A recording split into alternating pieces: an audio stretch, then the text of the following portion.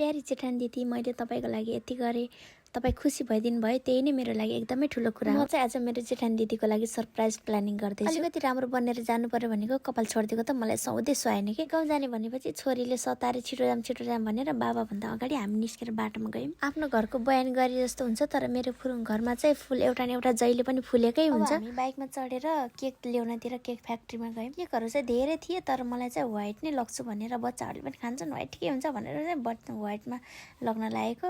अनि के लेख्ने नाम भन्दै हुनुहुन्थ्यो, मैले फेरि ह्याप्पी बर्थडे दिदी लेखिदिनु न भनेर ह्याप्पी बर्थडे दिदी लेखेर हामी चाहिँ गाउँतिर जान लाग्यौँ। भिडियो खिचौँ भन्ने हुन्न, यता पनि नक्कल पार्न परिहाल्छ। फागुनकै महिना भए पनि दिउँसो हिँड्दा चाहिँ एकदमै गर्मी लाग्ने कि। हामी फेरि खतरा बाटो छौँ कि, बाटोमा बाइक छोडेर हिँड्दै गयौँ थाहा पाउँछन् भनेर। मेरो छोरी सुतिहाली, बुढाले चाहिँ भाउजू भन्दै हुनुहुन्छ। भित्र फेरि सुतिराखेका रहेछन्, निस्किन अलि टाइम लागेको छन् भनेर फेरि कति बेलाको भन्नु होला, यो चाहिँ दिउँसोको है। केटी फेरि साह्रै संस्कारी छन्, आउने बित्तिकै जी गरिहाल्छ। भाउजूलाई घोक्री ठ्याक पारेर बाहिर निकाल्यो, ह्याप्पी बर्थडे भनेर हामीले चाहिँ विस गऱ्यौँ। यस्तो भूत जस्तो भएको बेलामा पनि के भिडियो बनाएको होला भन्नुभयो दिदी। जे होस् खुसी हुनुभयो।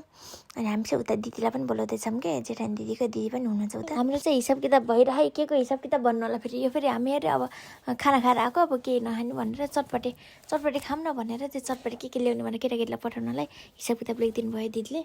नयाँ ड्रामा फेरि यता सुरु हुन्छ। मेरो छोरीले फेरि आफ्नो ह्याप्पी बर्थडे भनेर काट्न खोजेर हैरान। नानी यताबाट काट भनेको मानेर रोकोरै गऱ्यो, म चाहिँ आएन। एकछिन चाहिँ त्यसलाई बुलाउनु टाइम लाग्यो। यो केटाकेटीलाई केक चाहिँ देख्नै नहुने। आफ्नो ठुली मम्मीले केक काटेर दिएको, त्यो पनि खान अरे। यति रिस उठेको छ मेरो छोरीले। यो मान्छेको जातलाई समयले कहिले पनि नपुग्ने भयो, जति समय 24 घन्टा भए पनि नहुने। अहिले पनि छिटो जाने भनेर छिटो गरेर खाएर हामी चाहिँ हिँड्यौँ। धेरै बेर चाहिँ बसेनौँ। अब गएर फेरि पसल पनि खोल्नु छ नि त, त्यसैले आफू भिडियो खिच्ने भएपछि आफ्नो फोटो कहिले नआउने कि, त्यही भएर धित्तै मर्ने गरी आफ्नो फोटो खिचेर हिँडेको। एकछिन हामी फेरि यता गयौँ। बाटो राम्रो छ भनेर हामी फेरि सिकाउको बाटोदेखि घरतिर लाग्यौँ। By by.